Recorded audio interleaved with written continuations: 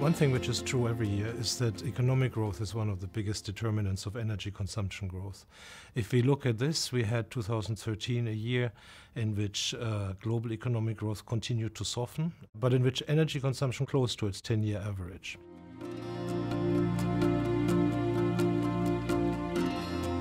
You have these two forces moving in different directions. Number one, the shale so-called revolution, the production of tight oil in the US. And number two, an increasing number of supply disruptions among major oil producers, mostly in North Africa and the Middle East. The two balance themselves almost perfectly. And that is the underlying reasons for the stable prices.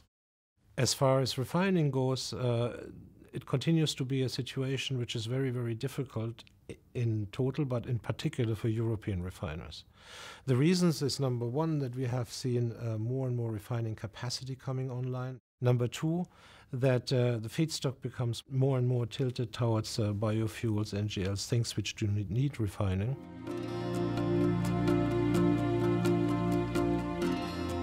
Natural gas markets slowed down in 2013, took a breather, so to speak. It grew much less than coal. Coal was the fastest growing fossil fuel. Gas consumption still increased, but at a slower pace than last year. Gas production also slowed down in the US. And as a result, gas, again in 2013, and different from 2012, lost out against coal.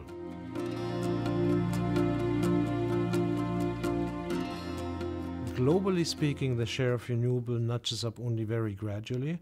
So in 2013, we had renewables accounting for 2.2% of global energy consumption if you only take renewables for power generation, things like wind, sun, geothermal energy, and for a total of 2.7% if you account renewables in power generation and in transport, i.e. biofuels.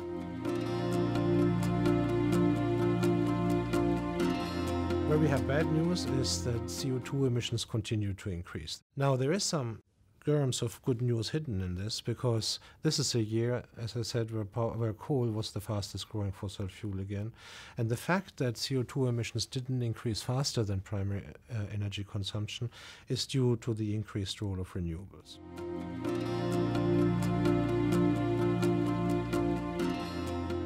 So if I were to sum up the year 2013, it is, number one, the continuation of this, you can't call it any other way, the success story of the US in generating new fuels, and on the back of that, improving their competitive position. Number two, I would point out that the reorientation of trade, which is in the long term now with us because of the increasing self-sufficiency of North America. And the third one is a point I watch with interest, that's the role of policy, energy policy, what it does.